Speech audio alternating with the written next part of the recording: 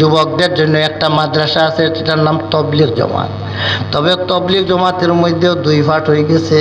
একটা হইল সাদিয়া তবলিগ, আর একটা হইল আপনার সুরাইয়া তবলিগ।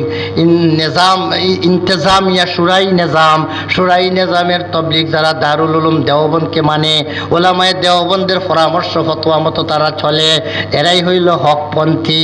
আর যে সমস্ত তবলিগিরা ওলামায়ে দেওবন্দের ফতোয়াকে কোনো ধার ধারে না, তাদের মন গড়া ফতোয়া নিয়ে, স্যার সাহেবের মন গড়া ফতোয়া নিয়ে চলে, ওরাই হইল তবলিগের নামে কলঙ্ক। এই জন্য এদের থেকে আপনারা হুঁশিয়ার থাকবেন, ওদের থেকেও হুঁশিয়ার থাকবেন। বেরাদারান ইসলাম, তবলিগের মধ্যে যাইবেন যারা মুরব্বীরা, এখন মাদ্রাসায় পড়তে পারবেন না, তবলিগে গিয়া কিছু ইলম শিখবেন। কিছু ইলম শিখার সবার জন্য দরকার আছে না নাই?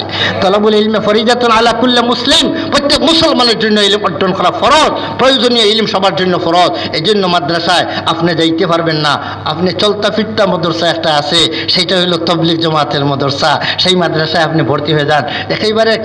একেবারে না জানাতে কিন্তু কিছু জানলেন, কিছু তো জানবে, কিছু জানার একটা ব্যবস্থা হইল। তাও যদি আপনার কারোর সময় না থাকে, তবলিগও যাইতে পারেন না, আপনিও বঞ্চিত হইতে পারবেন না।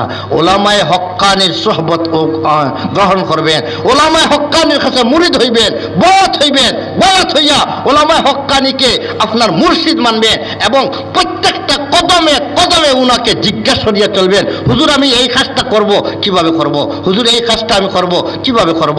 শরীয়তের বিধান কিভাবে? এই কাজটা করতে শরীয়তের বিধান কি?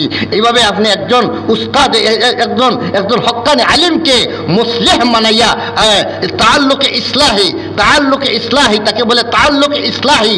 সাধারণ মানুষের জন্য তাআল্লুকে ইসলাহি রাখা ফরজ। তাআল্লুকে ইসলাহি, আপনার ইলিম যদি না থাকে তাহলে ওলামায়ে হক্কানি যে কোনো একজন আলিমের, হক্কানি আলিমের সাথে তাআল্লুক রাখতে হবে।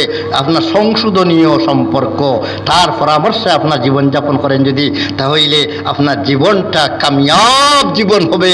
আমরা দুনিয়াতে আসছি বেহেশতে যাওয়ার জন্য, যদি ইলিম আর আমল অর্জন করতে পারি, আল্লাহ পাক আমাদের বাবার জায়গা, আমাদের বাবার বাড়ি আমাদের বেহেশতের মধ্যে আল্লাহ দেখাই দিয়েছেন। আমাদের বাবার বাড়ি কোন জায়গায়?